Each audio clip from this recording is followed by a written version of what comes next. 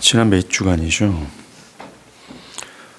우리는 하나님께서 당신의 아들의 죽음으로 당신에게 속한 모든 백성들을 하나도 남김없이 완전히 속량하셨다라는 사실을 들었습니다. 속량이란 노예나 포로를 값을 지불하여 사서 자신의 소유로 삼는 것을 뜻하죠. 이와 같이 하나님께서 아들의 죽음으로 당신의 택한 백성들을 속량하셨다라는 말은 하나님께서 죄의 포로로 있는 당신의 백성을 하나도 남김없이 아들의 죽음이라는 값을 지불하셔서 그들 모두와 그들에게 속한 모든 것을 자신의 소유로 삼으셨다라는 말을 뜻합니다. 자, 그렇다면 하나님께서 아들의 죽음이라는 값을 지불한 대상은 누굴까요? 과연 누구에게 아들의 죽음이라는 값을 지불했다라는 말입니까? 그 대상은 누구입니까? 마귀일까요? 그렇지 않습니다. 하나님은 마귀나 그의 졸개들에게 빚진 적도 없고 어떤 빚도 없습니다. 하나님께서 당신의 택한 백성을 속량하실 때 마귀에게 지불한 것은 그들을 향한 재앙뿐이었습니다. 우리는 이것을 지난 주일 출애굽의 싸움을 통해서 봤죠. 하나님의 백성들과 그들에게 속한 그 어떤 것도 내어주지 않고자 하는 악한 세력들에게 하나님께서 하신 것은 값을 지불해서 그들을 산 것이 아닙니다. 그들을 도리어 산산히 부수시어 그들을 괴면하시고 당신의 백성들을 건지는 것뿐이었습니다. 그렇다면 하나님은 누구에게 아들의 죽음이라는 값을 지불하셨다라는 말입니까? 그 대상은 바로 하나님 자신입니다. 구체적으로 말하면 하나님의 거룩과 공이며 더 구체적으로 말하면 행위 언약의 율법에 대한 미을 진 당신의 백성들을 위하여 하나님의 공의에 대해 지불한 겁니다. 신자는 행위 언약에 대해 두 가지 미을 진 사람들입니다. 행위 언약은 우리가 하나님의 모든 규례와 명령을 인생에 단 한 번만이라도 어기지 않고 완벽하게 순종하면 생명을 얻을 것이지만 그렇지 않으면 죽음을 얻게 될 거다라는 계약, 약속 체결입니다. 하나님은 이것을 아담을 대표로 모든 인류와 체결하셨어요. 그러하기에 우리를 포함한 모든 타락한 인류는 율법의 모든 요구를 완전히 순종해야 했지만 하지 못한 그 죄에 대한 값을 지불해야 될 채무자, 빚진 자입니다. 두 번째, 우리가 구원을 얻기 위해서는 행위 언약의 모든 율법을 마음으로나 행위로나 인생에 단 한 번도 어기지 않고 완벽하게 순종하는 의의 값을 지불해야 합니다. 이렇게 우리는 두 가지에 대한 채무를 갖고 있는 빚진 자들입니다. 문제는 우리가 타락하여서 우리의 힘과 행위로는 이 두 가지 빚을 단 한 가지도 청산할 수 없다라는 것에 있습니다. 이것이 갈라디아서 3장에서 바울이 말한 율법의 저주예요. 즉, 율법의 모든 요구를 완벽하게 순종해야 살지만 타락하여서 할 수 없는 상태에 있다라는 겁니다. 그래서 은혜가 풍성하신 하나님은 우리를 대신해서 아들의 죽음을 통해 이 두 가지 빚을 모두 완벽하게 청산하신 겁니다. 이것을 속량이라고 말하죠. 이 속량을 위해 그리스도께서는 신자들의 과거와 현재와 미래의 모든 율법에 대해 불순종한 모든 죄를 단 한 가지도 남겨두시지 아니하시고 모두 다 짊어지시고 그들이 받아야 될 모든 형벌과 징벌을 단 한 가지도 남김없이 다 받았습니다. 그것으로 그를 믿는 자들에게 더 이상 율법은 그들을 정죄하지 못하게 되었습니다.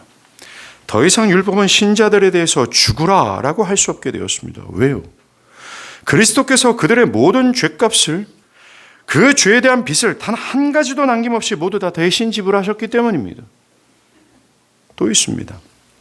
그리스도께서는 하나님의 백성들을 대신하여 행위 언약의 율법의 모든 요구를 단 한 가지도 빠짐없이 마음으로나 행위로나 그리고 죽기까지 다 순종하셨기에 그를 믿는 자는 그리스도 안에서 율법의 모든 요구를 충족시킨 것으로 여김을 받음으로 행위 언약으로서의 율법이 신자에 대해서 구원을 얻기 위해 율법에 순종하라고 요구할 수 없게 되었습니다.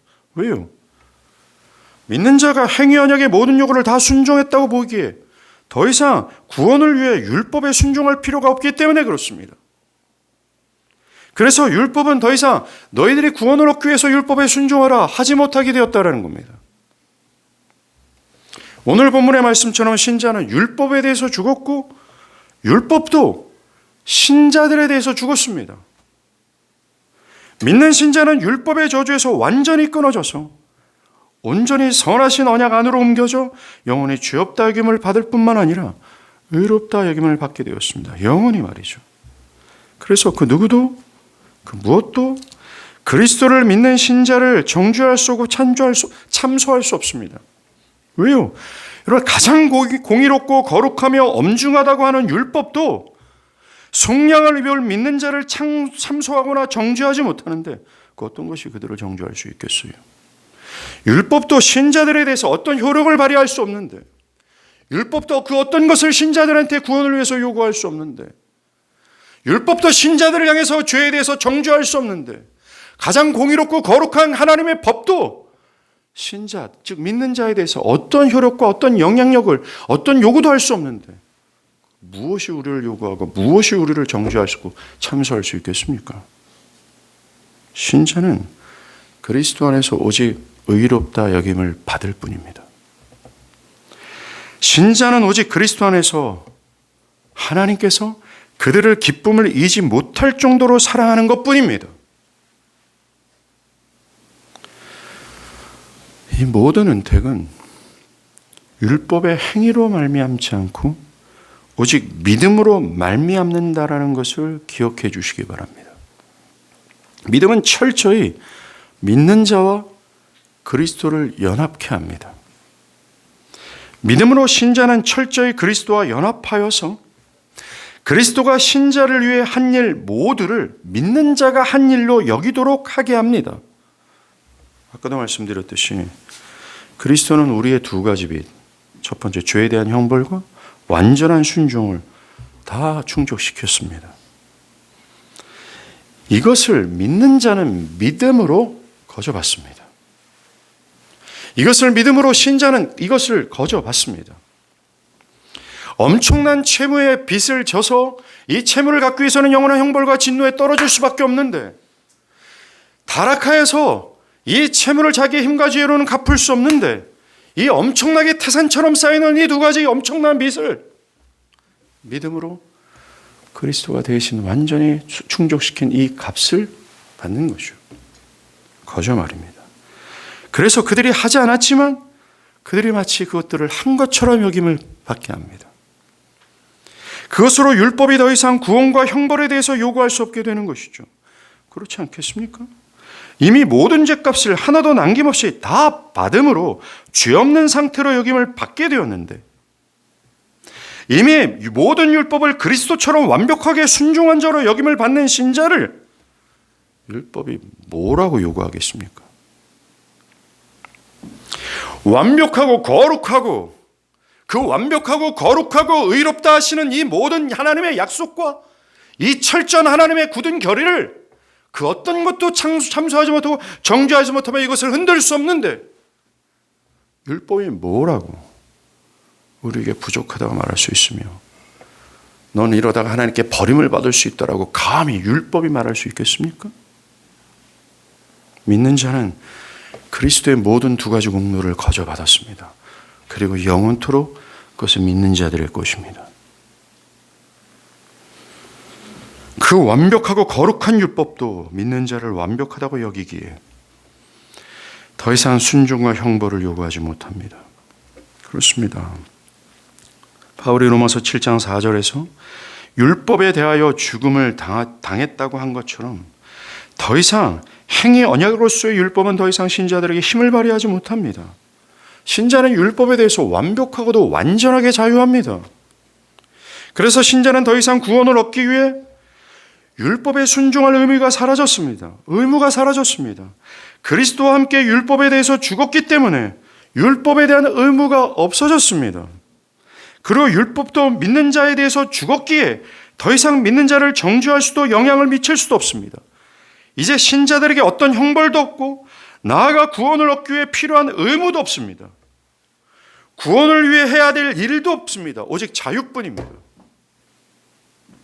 이 자유는 그리스도를 믿는 모든 자들 단 한 사람도 예외 없이 갖고 있는 겁니다. 자, 그렇다면 신자가 율법에 대해서 죽었다라는 말의 의미가 뭘까요? 그것은 신자가 더 이상 율법에 순종할 필요가 없다라는 말이 아닙니다.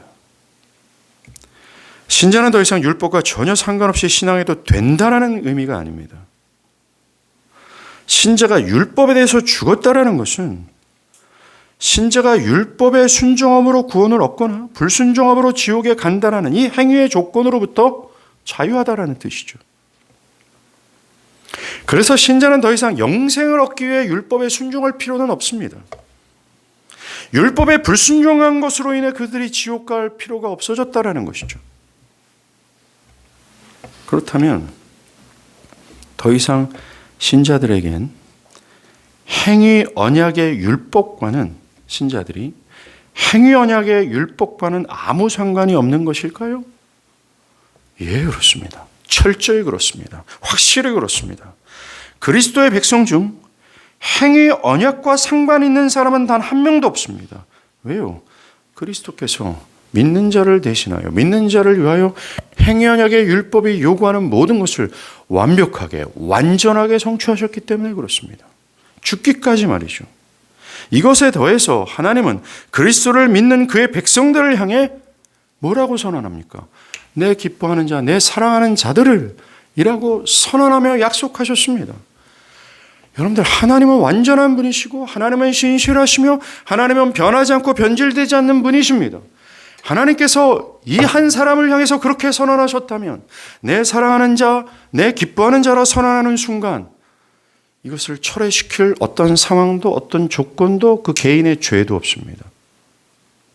영원토록 하나님의 선언된 이 약속은 흔들리지 않아요. 그러하기에 신자들이 구원과 관련돼서 율법의 요구를 충족시킬 필요가 없습니다. 주의할 것은 그렇다고 신자에게 율법은 아무것도 아니다라는 말이 아닙니다. 신자는 율법을 따를 필요가 없다라는 것도 아닙니다. 여러분들, 지난 시간 출애굽기의 싸움을 통해 듣지 않았습니까? 속량을 입은 자는 하나님의 거룩한 백성이 되도록 하나님께서 속량하셨고, 거룩하신 하나님의 소유이기에 거룩을 위해 하나님의 모든 율법을 모두 다 순종해야 합니다. 율법의 한 부분만 순종하는 것이 아니라 모두 순종하고자 싸워야 하지요. 기억하실 것은 신자가 율법에 순종하는 이유가 구원을 얻기 위한 것도 아닙니다. 지옥을 피한 것도 아니라는 것이죠. 그것은 그리스도가 대신 다 하셨습니다. 신자에게 율법은 행위 언약의 율법이 아니라 내용은 같지만 똑같은 율법이지만 새로운 방식으로 새로운 율법을 받습니다.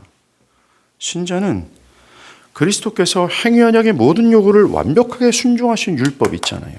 이미 다 충족한 율법을 받고 그 율법은 신자들에게 그리스도의 법으로서 작용을 합니다.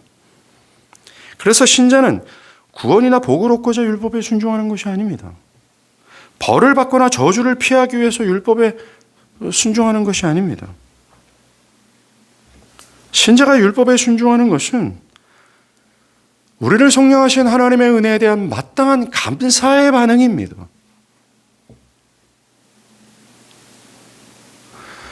사랑하는 여러분, 여러분들이 하나님께 감사할 수 있는 구실을 찾지 못한다 할지라도 영원토록 충만히 멈추지 않고 계속해서 감사할 모든 삶의 조건을 다 희석시키고 덮어버릴 만한 감사의 제목을 여러분들이 갖고 계세요.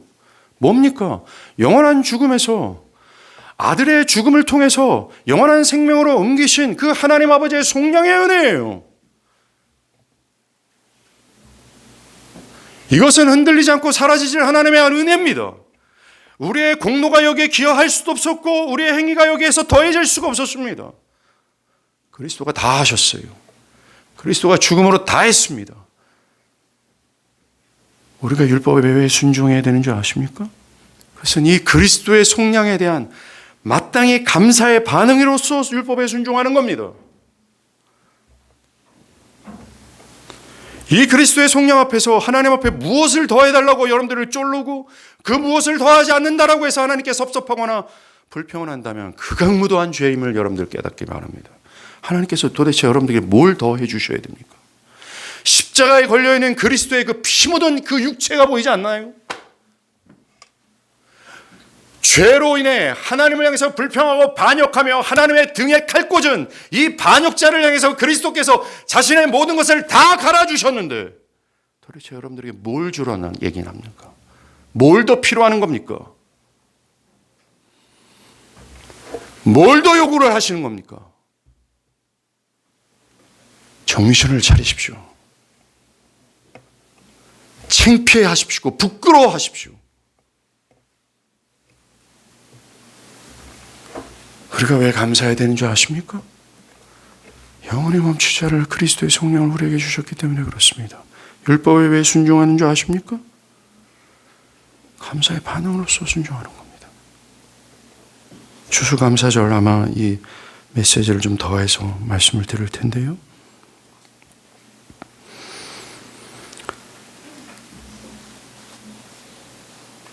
하나님을 그 무엇보다 기뻐하는 마음으로 마땅히 순종하는 삶의 새로운 규범입니다. 이건 억지로 하는 것이 아닙니다. 구속을 입은 모든 그리스도인들하면 나타나야 될 열매가 모든 율법에 순종하는 것이고 당연한 결과입니다. 그래서 요한일서 5장 3절에 그의 계명들은 신자에게 무거운 것이 아니라고 말합니다. 예수님께서도 나의 멍에는 쉽고 가볍다라고 말씀하셨습니다. 신자들이 율법에 순종하는 것은 결코 무겁지 않습니다. 가짜들이나 무거운 거겠죠. 기쁘고 쉬운 일입니다. 율법에 순종하는 것이 신자들에게 쉬운 이유, 더 핵심적인 이유가 뭔지 아십니까? 그리스도께서 당신의 죽음으로 신자들에게 성령을 주셨고 그 성령을 신자들 내면 안에 거하게 하셔서 율법을 지키도록 하시기 때문에 그렇습니다. 어떤 변명이 필요합니까? 무슨 핑계가 더 될 수 있을까요? 그럴 수 없습니다. 바울도 로마서 3장 31절에 우리가 믿음으로 율법을 파괴하느냐? 그럴 수 없느니라. 도리어 율법을 굳게 세운다. 말씀처럼 믿음은 결코 하나님의 율법을 파괴하지 않습니다. 기독교 교회는 결코 율법이 소용없다 말하지 않습니다. 도리어 믿는 자에게 율법은 무거운 짐이 아니라 기쁨이요. 그래서 믿는 자는 더 이상 율법을 지킬 필요가 없다고 말해서는 안 된다는 것입니다. 그런데 아직까지 교회 안에 있는 사람들 중 어떤 사람들은요, 자신의 구원을 위해서는 무엇인가를 더해야 되고 무엇인가를 하지 말아야 된다고 생각을 합니다. 그리스도께서 성령을 완전하게 하셨고 오직 그것을 믿음으로 받았음에도 불구하고 뭔가 그것이 미비하다 부족하다 느끼며 구원을 위해서는 무엇인가를 더해야 되고 무엇인가를 하지 말아야 된다고 생각합니다. 그리스도의 완전한 속량과 그 속량을 두고 하신 하나님의 약속을 미심쩍어 하면서 자신의 이런 상태로는 영생을 얻지 못한다고 하고 자신의 구원을 위해서는 좀 더 좋은 상태가 돼야 하고 구원을 위해서는 좀 더 수고해야 된다고 생각합니다.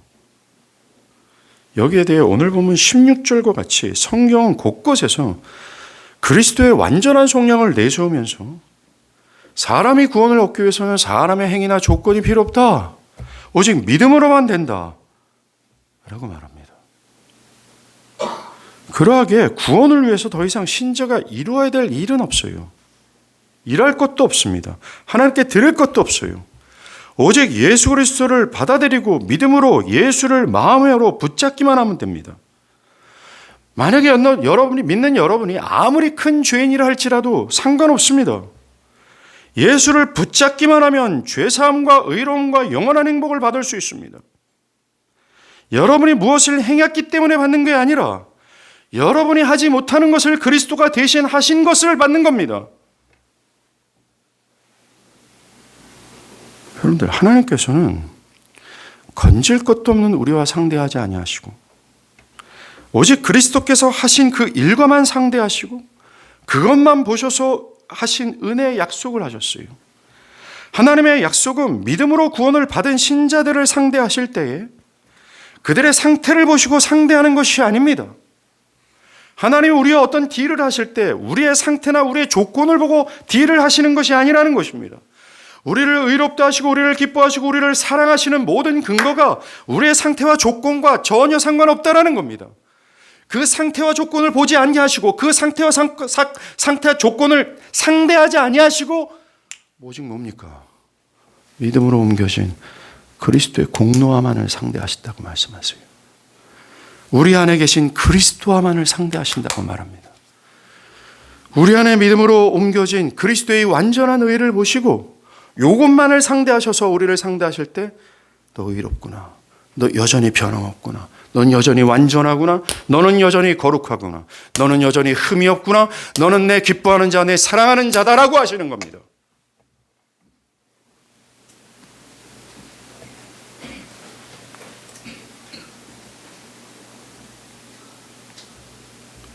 이것이 하나님의 영원불변한 약속이에요. 오직 은혜 언약이 말하는 그리스도를 붙잡는 믿음 말고는 없습니다. 그러니 주 예수를 믿으라. 그래야만 구원을 받을 것이다. 이 약속을 믿고 그 약속을 따르십시오. 그럼에도 불구하고 어떤 사람들은 오직 믿음, 오직 믿음 이거 하나라만 말하면 사람들을 안일한 신앙으로 기울어지게 합니다. 라면서 이 진리를 부정합니다. 선한 행위나 어떤 조건도 없이 오직 믿음으로만 된다라는 이 복음을 전하면 사람들은 그냥 믿는다고 하고 자기 마음대로 살아가는 방종주의로 흘러갈 것이니 그런 건 아닙니다. 라고 말합니다. 여기에 대해 바울은 그럴 수 없다라고 말합니다. 바울은 우리의 모든 죄를 속량하시고자 하늘의 영광을 버리시고 나 같은 죄인이 되셔서 내가 받아야 될 모든 형벌과 진노를 대신 받으신 그리스도의 죽음이 우리 앞에 뻔히 보이는데 어떻게 그럴 수 있겠느냐? 그리스도를 영접한 자가 어떻게 그렇게 할 수 있겠느냐? 그 은혜와 사랑과 긍휼의 풍성함으로 속량함을 입은 우리가 어찌 안일하게 죄를 짓고 은혜의 하나님 앞에 방종스러운 삶을 살 수 있으리냐?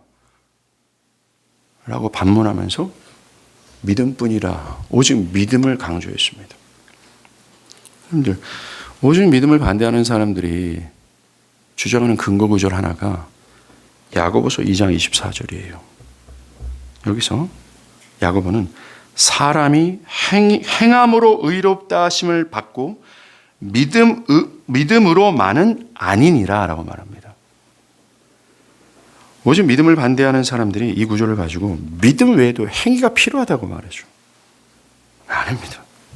야고보는 그렇게 말한 것이 아닙니다. 야고보는 구원을 위해서 믿음의 행위를 더해야 한다고 말한 것이 아닙니다. 행위로 의롭다함을 얻을 수 있다고 말하는 것이 결코 아닙니다. 어떤 조건이 아니라고 말합니다. 야고보가 말하는 바는 참된 믿음은 반드시 그리스도의 법에 순종하는 열매를 맺는 것을 통해 증명된다라는 것을 말하고 싶어 했어요. 야고보는 믿음의 열매가 없는데 경건의 모양만 있고 경건의 능력도 없는데 나는 믿습니다라고는 유선자들을 향해서 그런 거짓 고백자들을 향해 참되게 믿으라고 권면하기 위해 이렇게 말한 겁니다. 너의 행함이 없는데 어찌 참되게 믿는다고 말할 수 있냐. 그러니 너의 행함으로 너의 믿음을 증명하라 이 말을 한 거예요. 오늘 본문을 비롯해 성경 곳곳에서 말하는 바처럼 사람은 오직 믿음으로만 구원받습니다. 오직 믿음입니다. 그런데 그 믿음은 홀로 가만히 있지 않습니다. 믿음은 우리의 영혼의 중심을 파헤쳐 그 믿음이라는 씨앗은 우리의 심령 깊숙이 박혀 심겨지고 박혀 심겨진 씨앗은 거기서 죽는 것이 아니라 싹을 돋고 열매를 맺도록 뻗어나가게 되어 있어요. 그래서 언제나 믿음은 행함이라는 열매를 맺습니다. 이것을 하이델베르그 교리문답이 이렇게 말하죠. 교리문답은 오직 믿음의 교리가 사람을 안일하게 하며 사악하게 만들지 않겠냐라는 질문에 대해서 이렇게 말합니다. 절대로 그렇지 않습니다. 믿음으로 그리스도께 접붙여진 사람들은 감사의 열매를 맺지 않을 수 없기 때문입니다. 라고 했습니다. 그런데 여전히 교회에 있는 사람들 중 이렇게 생각하는 사람들이 있습니다. 우리가 구원을 얻기 위해서는 죄를 버려야 되고 죄의 자각을 충분히 경험해야 하고 또는 어느 정도의 열매가 있어야 하는 등의 구원의 은혜를 받는 것을 위해서는 어떤 조건을 갖춰야 된다고 생각합니다. 심지어 어떤 경우에는 선택된 자들만을 위해 주님이 죽으셨기에 그가 택함을 받았는지를 고려하고 나아가 교회는 선택된 자들만 에게만 복음을 제시해야 하며 죄를 버린 자에게만 복음을 제시해야 된다고 생각합니다. 이것에 대해서 성경은 구원에는 죄를 버려야 하고 죄를 자각해야 하며 어떤 좋은 상태를 갖추어야 하거나 어느 정도의 열매가 있어야 등 믿음 외에 어떤 조건을 말하지 않습니다. 믿음을 유일한 조건으로 말하죠. 요한복음 3장 16절 아들을 믿는 자는 누구든지 멸망치 않고 영생을 얻는다 하지 않습니까? 복음은 어떤 조건이나 제한을 두지 않습니다. 오직 믿는 자 누구든지라고 하면서 복음은 어떤 조건을 제시하거나 어떤 조건으로 제한하지 않습니다. 죄인을 속량하신 그리스도를 믿는 것만이 하나님이 정하신 유일한 방법이에요. 오직 이 방법을 통해서만 하나님은 구원을 하십니다. 또 성경은 어떤 특정한 사람들에게만 복음이 제시되어야 한다고 절대로 never 말하지 않습니다. 특별히 선택된 자들만을 위해 주님이 죽으셨기에 그가 택함을 받았는지를 고려하고 나아가 교회는 선택된 자들에게만 복음을 제시해야 한다는 조건을 절대로 성경은 말한 적이 없습니다. 여러분들, 하나님 아버지 외에 아무도 알 수 없는 선택의 문제를 인간이 고려해서 복음을 전해야 한다는 건 상상하지도 못할 말 같지도 않은 얘기예요. 아버지 외에 누가 택함을 받았는지 그렇지 않는지를 알 수 없기 때문입니다. 나아가 선택의 교리가 말하고자 하는 핵심은 말이에요. 구원의 주권이 하나님께 있으며 그 처음과 과정과 결과가 하나님의 손에 있다는 것을 강조하고 구원이 사람의 행위나 조건이나 노력으로 좌우되는 것이 아니라 오직 하나님의 기뻐하신 뜻 안에 있다는 것을 알려주는 겁니다. 그래서 그 먼지에 불과한 인간들을 향해 자신의 행위와 조건을 제발 포기하고 구원의 주권자이신 하나님께 엎드려 하나님께 호소하라는 가르침이에요.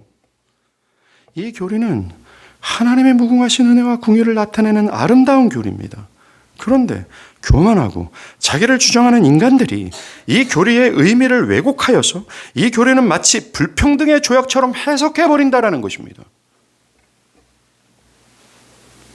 이 아름다운 교리는 네가 선택을 받았는지 고민하고 또 고려해보라고 말하는 그런 어리석은 교리가 아닙니다. 구원의 주권이 죽어마땅한 죄인을 당신의 기뻐함시고서 택하시고 모두가 죽어야 되는데 그 속에서 하나님의 기쁘신 뜻 가운데 어떤 자를 택하시고 그들을 끝까지 책임지시어 구원하신다는 하나님의 열심과 사랑과 은총을 보여주면서 인간이 할 수 없으니 하나님께 나아가라고 하는 것입니다. 이 아름다운 선택 교리를 듣고 어떤 사람은 어차피 다 결정된 거 아니야. 어차피 하나님이 선택하지 않았다면 내가 노력하는데 뭔 소용이 있겠어? 내가 선택하지 않았으면 하나님께 교회 다니는데 뭔 소용이 있겠어? 내가 선택하지 않았으면 내가 예배하는데 뭔 소용이 있겠어? 내가 선택하지 않았다면 내가 믿는다고 말하면 뭔 소용이 있겠어? 라고 반응하면서 하나님의 결정을 스스로가 내리고 있어요. 이것이야말로 교만 중에 폐악입니다. 항상 악한 자들은요, 자신의 현재를 자신이 판단하고 자신의 미래를 스스로가 예측해버려요. 이 선택에 대해서도 구원의 주권이 하나님께 있음을 깨닫고 하나님께 나아가고자 해야 하건만 엉뚱하게 이 교리를 이해하여 성경에 말하지도 않은 것으로 향하고 그 안에서 스스로를 예측해버리고 있습니다. 누가 여러분이 선택받지 않았다 결정했습니까? 누가?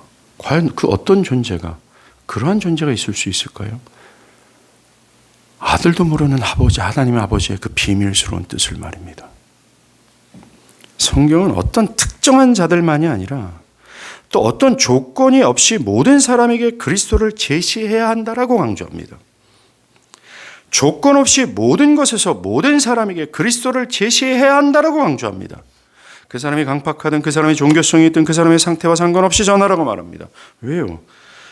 여러분들, 그 사람이 구원을 얻도록 하는 조건은 그 사람의 행위나 조건이 아니라 상태가 아니라 그리스도이기 때문에 그렇습니다. 주님은 마가복음 16장 15절에 너희가 온 천하를 다니며 만민에게 복음을 전파라고 하시면서 제자들에게 가서 예외 없이 모든 사람에게 전하라고 말합니다. 모든 사람에게 전하라고 말합니다. 모든 족속과 모든 혈연 안에 있는 모든 사람들에게 전하라고 말합니다. 여기 좋은 소식이 있다. 그리스도가 모두를 위해 죽으셨다. 누구나 그분을 받아들이고 그분의 의를 받아들이면 그분을 얻게 될 것이다 라고 말합니다. 보스턴 목사는 이렇게 말해요. 그리스도께서는 모든 사람, 심지어 가장 끔찍한 죄인까지도 차별 없이 이 신령한 잔치에 초대하십니다. 이것이 바로 어떤 조건도 가로막지 못하는 복음의 초대입니다. 이 복음의 초대는 그리스도를 기꺼이 영접하려는 모든 사람을 아우릅니다. 이들의 처지가 어떠하거나 어떠했는지는 상관없습니다. 여러분을 구원시키는 것은 여러분들의 행위나 조건이나 상태가 아니라 여러분들을 구원시키는 것은 그리스도입니다. 이 복음을 제대로 이해하시길 간절히 바랍니다. 그러나 율법주의자들은 이 복음의 넓고도 풍성한 은혜를 부인합니다. 율법주의자들은 복음이 오로지 받은 사람만, 적어도 자신이 잃어버린 죄인임을 알고 슬퍼하고 어느 정도의 돌이킴을 보인 사람들에게만 전파해야 된다라고 생각합니다. 또한 그들만 그 초대에 응할 수 있다라고 생각합니다. 위험한 생각이죠. 왜요? 주님은 그렇게 말씀하신 적이 없습니다. 복음의 부르심과 제안을 받아들일 수 있는 조건은 오직 죄인이면 충분합니다. 왜요? 그리스도는 죄인의 속량자요, 죄인의 친구요, 죄인의 구원자이기 때문에 그렇습니다. 죄인이면 누구나 믿을 수 있고 또한 믿음 하나로 충분합니다. 사람의 조건이 그를 구원시킬 수 없어요. 그 사람의 조건이 그 구원의 근거가 될 수 없습니다. 그러하기에 그리스도를 받을 자격이 생기려면 먼저 죄를 그만둬야 되거나 죄를 자각해야 한다는 등, 어떤 선택을 고려해야 된다는 등, 성화의 열매를 따져봐야 된다는 등, 비성경적이고 반기독교적이며 그것은 절대로 기독교 복음이 말하지 않는 율법주의, 즉 거짓된 종교일 뿐입니다. 복음을 제시받기 위해 충족시켜야 될 조건 따위는 없습니다. 믿기 위한 조건도 없습니다. 있을 수 없습니다. 또 여러분들, 사람이 실수하는 것 중에 하나가 뭐냐면요, 믿음을 굳은 확신이나 믿음을 성숙한 상태로 오해한다는 거예요. 그래서 자신에게 굳은 확신과 성숙한 상태가 아니라고 하면 자신은 믿는 것이 아니라고 생각합니다. 아니에요. 그리스도께서 죄인에게 요구하시는 믿음은 구원을 받았다는 굳은 확신이나 어떤 성숙을 의미하는 것이 아닙니다. 믿음은 단지 구원받기 위해 그리스도께 자신을 의탁하는 것뿐입니다. 여러분, 처음 발휘될 때 믿음은 말입니다, 죄에게 걸림이 더 많이 뒤섞여 있어서 믿음의 불꽃이 잘 안 보일 경우가 허다해요. 그러하게 자신에게 불꽃이 없어 보이기에 불꽃을 더 크게 지핀 후에 믿어야 되겠다 생각해서는 안 됩니다. 우리가 그리스도께 도망갈 자격을 주는 근거는 복음의 값없는 제한이지 우리 안에 어떤 자질이나 조건이 아닙니다. 복음은 그리스도를 믿는 자마다 멸망치 않고 영생을 얻으리라고 약속을 하고 우리에게 그 약속을 제발 신뢰하라고 말합니다. 우리에게 요구하는 것은 믿음뿐이에요. 물론 사람은 스스로 회개할 수도 없고 스스로 믿을 수 없습니다. 성령으로 거듭나야 합니다. 그러나 죄인이 구원받기 위해 그리스도께 나아갈 수 있는 근거는 그가 스스로를 거듭났는가를 점검하고 가는 것이 아닙니다. 나에게 거듭나게 하시는 성령의 역사가 있었나? 이거를 생각하고 나아가는 것이 아닙니다. 오로지 죄인이 믿어야 한다는 복음의 초대와 믿는 자를 영원토록 의롭다 하시는 하나님의 약속을 근거로 나가는 거예요. 구원을 찾는 사람이 꽤 오랫동안 거기에 얽매여 있는 이유가요, 그는 자기의 상태를 알아야 하고 죄를 깨달아야 한다는 사실을 잘못된 방식으로 이해하기 때문입니다. 그러하기에 죄인이 구원을 위해 그리스도께 나가려면 먼저 자기 상태를 알아야 하고 죄를 깨달아야 한다는 것을 다시 분명히 할 필요가 있습니다. 우리는 믿고 회개하라는 복음이 그 어떤 제한도 없다는 것을 알아야 하지만 또 사람이 그 부르심에 응답할 능력도 없고 응답하지도 못한다는 사실 또한 알아야 합니다. 성령께서 그 사람이 죽어마땅한 죄인이라는 사실을 밝혀주지 않으면 그는 절대로 예수께 도망가지 않아요. 절대로 성령께서 거듭나지 못한 사람들은 스스로 믿을 수 없고 회개할 수도 없습니다. 성령께서 자신의 행위 언약에 온전히 순종하지 못한 죄인이고 앞으로도 하나님을 반역할 수밖에 없는 죄인임을 깨닫게 해주셔야 합니다.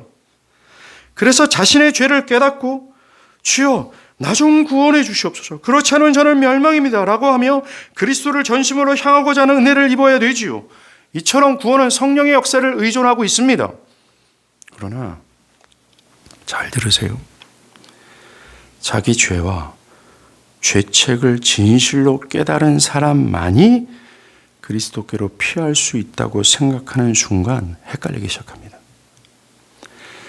이 사람들은 스스로 묻습니다. 나는 죄를 충분히 깨닫지 못했어. 나는 크게 슬퍼하지도 않았고 두려움도 거의 느끼지 못했거든. 그리고 그리스도께 나아가야 한다는 것은 알지만 그것이 필요한 죄인인 줄 또한 내가 알지만 아직 나는 거듭났다 할 수 없어. 그러니 나는 복음을 믿으라는 초청에 응할 수 없어.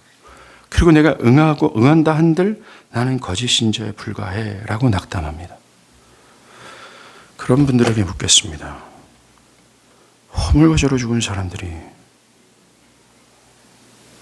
허물과 죄로 죽은 이 강팍한 인간이 어떻게 이렇게 자신을 돌아보고 그리스도의 필요성을 느끼며 구원에 대해 진지하고 구원을 갈망할 수 있을까요? 이런 사람이야말로 성령의 조명을 받은 사람이 아니라면 지금 이 사람의 상태를 어떻게 설명할 수 있겠습니까? 그래서 스펄전은 자기가 처음 죄를 깨닫게 되면서 겪은 문제를 이렇게 말해줍니다. 설령 하나님께서 내가 마음이 상할 정도로 울고 슬퍼했을 것임을 아신다 해도 누군가 내게 죄 때문에 슬퍼했냐라고 묻는다면 나는 이렇게 대답해야 했을 것입니다. 아니요, 저는 죄 때문에 진심으로 슬퍼한 적이 없어요 라고 할 정도로 자신을 깨달은 사람들은 평생 자신이 충분치 못하다라는 것을 뼈저리게 느낍니다.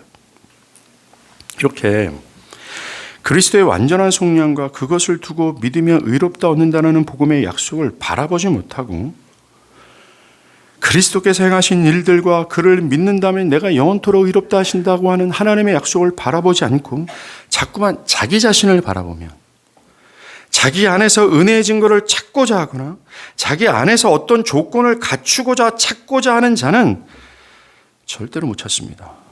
자신의 부패만 찾을 뿐입니다. 그래서 결국 부끄러워 손을 복음으로 뻗질 못하죠. 자꾸만 자기를 바라보는 사람들은 내가 선택을 받았는가, 나는 부르심을 받았는가, 그러면 성령으로 죄를 자각했는가, 그러면 죄를 얼마나 자각해야 되는가, 얼마나 슬퍼야 되는가 등등 나를 구원할 그리스도를 바라보기는 보다는 자기 자신을 바라봅니다. 내가 무엇을 해야 하는가, 어떻게 해야 하는가 말이죠. 이런 자격 개념은 복음을 매우 손상시키는 것이 됩니다. 매우 넓고 깊고 풍성하고 누구든지를 초청하시는 이 엄청난 선한 복음을 왜곡시켜버린다는 것입니다. 나아가 마귀의 거짓말에 속아서 복음을 듣기는 하지만 계속해서 사람들은 선하신 하나님의 약속을 의지하기보다는 자신들 안에서 계속 찾아요. 조건을 찾습니다. 자격을 찾습니다. 그런데 못 찾아요. 거룩했던 스펄전도 못 찾았다고 말합니다. 로마서 7장 후반부에 바울도 못 찾겠다라고 절망했습니다. 절망에 그치고 맙니다. 여기에 대해 말하는 바울의 말을 한번 들어보세요. 무엇보다 모르는 사람이 받을 만한 이 말이요 그리스도 예수께서 죄인을 구원하시려고 세상에 임하셨다 하도다. 죄인 중에 내가 괴수다 라고요. 바울은 누가 복음을 받을 자격이 있는지를 말합니다. 죄인이라고 말합니다. 그리스도는 의인이 아니라 죄인을 구원하러 오셨고 죄인의 친구요, 죄인의 속량자요, 죄인의 그리스도시요, 죄인의 구원자가 되기 위하여 오셨습니다. 자신의 죄인이라는 사람이라면 그는 구원받기에 충분한 조건을 갖춘 겁니다. 다른 어떤 조건을 성경은 요구하지 않습니다. 왜요? 그리스도는 죄인을 구원하러 오셨기 때문에 그렇습니다. 고개를 들지 못하는 죄인, 부끄러워하는 죄인, 수시로 넘어지는 죄인, 하나님을 의심하고 하나님께 불평하는 그 죄인의 친구가 그리스도입니다.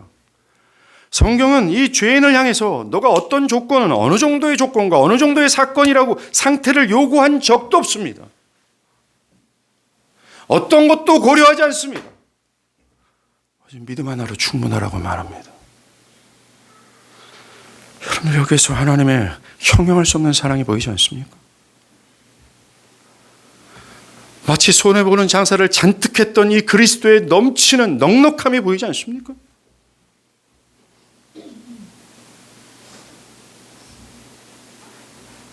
여러분들, 복음은 절대로 어떤 제한이나 조건을 묻지 않고 그저 믿고 회개하라고만 말합니다. 복음이 그렇게 말하는 이유가 뭔지 아세요? 행위 언약의 저주 아래 있는 사람들이 할 수 있는 건 그것밖에 없기 때문에 그래요. 우리의 행위나 선함이나 좋은 상태나 조건도 그 행위 언약의 요구를 충족시킬 수 없어요. 우리가 할 수 있는 것은 아무것도 없고 오직 믿음뿐입니다. 또한 그렇게 하도록 그리스도는 당신의 죽음으로 우리를 완전하게 속량했어요. 더 이상 율법이 요구하지 못하도록, 더 이상 우리에게 율법이 형벌로 우리를 유혹하지 못하도록 그리스도께서 저 십자가에서 모든 것을 다 갈아엎으시며 자신의 피를 다 쏟아가면서 그가 완벽하게 했는데 왜 자꾸만 여기에 조건과 상태를 자꾸만 더하려고 하며 왜 복음에 넘치는 은혜를 의심하고 있습니까? 여러분들, 여러분이 이런 질문이 받죠. 이런 질문 받죠. 여러분에게 구원의 확신이 있습니까? 라고 질문 받잖아요. 이 질문은 딴 게 아니라 당신은 당신의 구원의 근거를 어디에다 둡니까? 라는 말이에요. 여러분의 구원의 근거를 여러분의 상태나 어떤 행위에 둔다면 여러분들은 영원토록 확신하지 못할 겁니다. 여러분들이 구원의 근거를 둔 그것은 여러분들 자신이라면 그 기초는요, 훅 하면 쓰러져요. 여러분 쓰러집니다. 여러분 못합니다. 성경은 그렇게 말하지 않습니다. 반대로 여러분들의 구원의 근거를 그리스도의 속량에 둔다면 당장 확신할 수 있습니다. 무소리만큼요. 지금 하십시오. 더 알고 한다. 그렇게 떠들지 마십시오. 지금 하십시오. 그리스도께서 완전히 속량하신 그 근거에 두십시오. 당장 확고부동한 확신을 갖게 될 겁니다. 왜요? 그리스도께서 율법이 여러분에게 요구하는 두 가지 빚을 여러분을 대신하여 단 하나도 남김없이 모두 다 지불하셨기 때문입니다. 또 하나님의 은혜 약속 안에서 믿는 자를 그리스도가 하신 공로를 그들의 것으로 여겨 영원히 그들을 의롭다 여기시기 때문에 그렇습니다. 구원의 근거를 그리스도 안에서 찾아야 됩니다. 지금 근거를 거기다 두십시오. 그러면 지금 확신할 수 있습니다. 많은 사람들이 믿질 않아요. 믿지 않습니다. 믿으려 하지 않습니다. 율법주의 잔재의 이 강력함에 사로잡혀 이 은혜의 약속을 믿지 않아요. 믿지 않고 스스로를 율법의 저주 아래로 자꾸만 끌고 내려갑니다. 그래서 수도 없이 율법의 정죄와 참소 속에서 절망하고 낙담하며 우리가 어찌해야 될고 헤매기만 합니다. 성경은 그렇게 말하지 않습니다. 여러분들, 만약 우리가 이런 조건주의에 빠지게 된다면 말입니다. 즉, 구원을 받기 위해서는 어떤 조건을 갖춰야 되고 선택을 고려해야 되는 등 조건이 필요하다. 그리스도의 은혜를 누리기 위해서는 조건을 충족해야 된다. 이렇게 생각을 하면 말입니다. 엄청난 문제가 생겨납니다. 바로 하나님을 보는 시각이 변질돼요. 성경에서 계시된 선하신 하나님이 아니라 율법주의 하나님으로 바라보게 되는 거예요. 만약 그렇게 된다면 무엇인가 하나님은 조건을 제시하는 분으로서 또는 엄격하셔서 우리를 무조건적으로 사랑하지 않는 분으로 오해하게 됩니다. 그래서 자신이 무엇인가를 하면 하나님이 나의 행위를 인정하셔 교만에 빠지고 반대로 자신이 무엇인가 하지 못하면 하나님이 자신을 사랑하지 않는다 여겨 심각한 절망에 빠집니다. 이렇게 하나님을 오해함으로 신앙하게 된다면 하나님 아버지에 대한 의심이 오랫동안 남아서 그 신앙생활 자체가 엄청나게 무거워져요.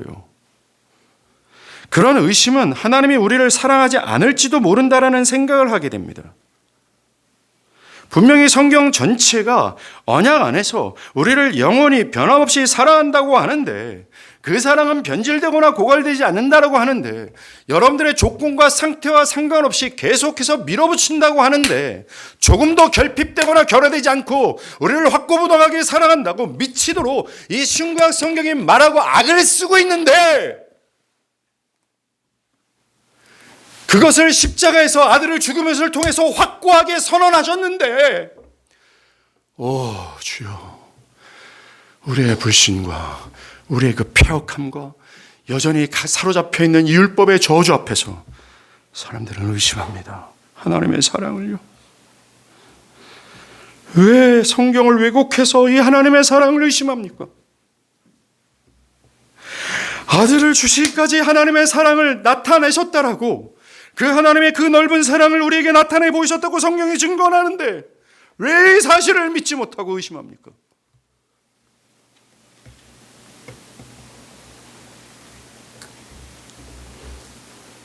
여러분들, 이런 생각은요, 계속해서 우리를 속박의 영으로 이끌어갑니다. 하나님이 무한한 사랑의 아버지가 전혀 아니라고 의심하게 시달립니다. 이러한 생각은 죄 가운데 있을 때 하나님이 자신을 사랑하지 않는다라고 생각하도록 합니다. 율법주의자들처럼 어떤 조건을 갖춰서 다시 사랑을 받고자 자기 행위로 수고하고자 합니다. 그런데 애를 쓰지만 성경에 말하는 바처럼 자기 스스로 조건을 갖출 수 없기에 그것이 가능하지 않게 인해 절망합니다. 기쁨이 사라지죠. 확신은 희미해집니다. 여러분들, 하나님과 비교할 수 없어요. 아버지는, 또 엄마는. 잽도 안 됩니다. 비교하는 것이 부끄럽죠. 비교도 안 되는, 급도 안 되는 아버지가, 또 엄마가 자녀를 사랑하는 것 말입니다. 자녀가 잘할 때 사랑하고 못하면 사랑하지 않는 게 아니에요. 그건 사랑이 아닙니다. 사랑이란 단어에 그게 안 들어가 있어요. 사랑은 언제나 사랑은 언제나. 오디오 망가졌어요. 계속 돌려야 돼요. 한번 망가뜨려 보시고 계속 돌려보세요. 띵 언제나 띵 언제나. 와, 이거를 제가 어떻게 설명할까요?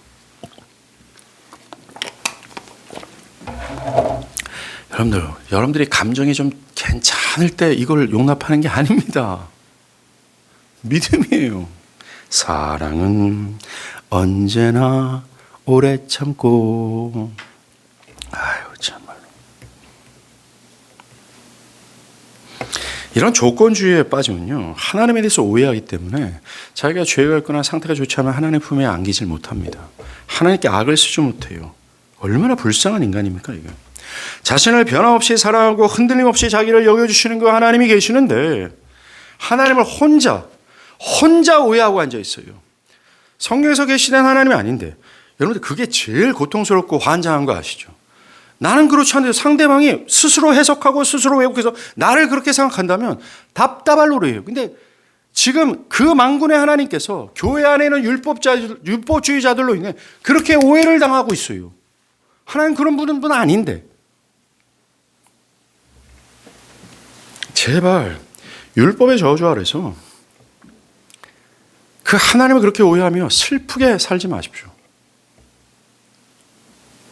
율법의 저주 아래 갇혀서 여전히 하나님을 조건적인 하나님, 행위 언약에 근거한 하나님, 그런 율법주의라는 성경과 전혀 상관없는 반기독교적 이단 사상에 제발 물들지 말고 복음으로 신앙하길 간절히 바랍니다. 사랑하는 여러분, 율법은 저와 여러분 자신이 아무리 노력해도 안 된다라고 말을 해요. 그렇지 않겠습니까? 인생의 모든 시간 단 한 번만이라도 어기지 않고 완벽하게 순종하는 것을 요구하는데, 여러분들이 100번 잘하고 딱 한 번 실수해 보십시오. 율법은 가차 없습니다. 그렇기 때문에 우리가 억겁의 시간 동안 노력하고 또 노력해도 율법은 안 된다라고 말해요. 하지 않고 있다라고 정죄합니다. 그 율법의 저주에서 나오세요. 그리스도께서 죽음으로 완전히 속량하신 복음 안으로 제발 들어오십시오.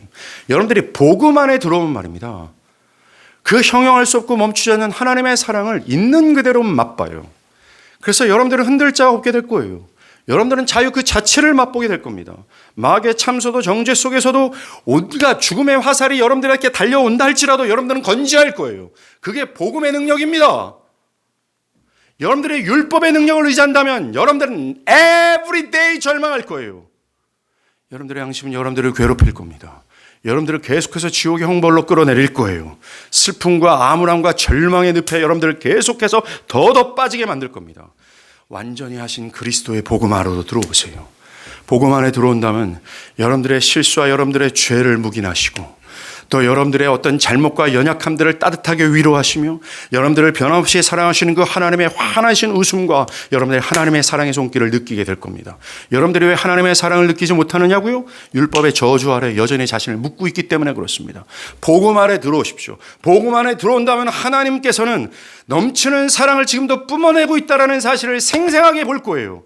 복음의 문제가 아닙니다. 여러분들이 율법주의 아래 있다는 게 문제예요. 복음은 아무런 이상이 없습니다. 하나님도 여전히 하나님이실 뿐이에요. 근데 여러분들이 왜곡된 시야로 하나님을 오해하기 때문에 문제입니다. 바랍니다. 행위나 상태와 조건에 눌려있지 마십시오. 그리스도의 죽음을 의지하면서 믿으십시오. 그 믿음으로 자유케 되는 여러분들 되길 바랍니다. 기도하시겠습니다.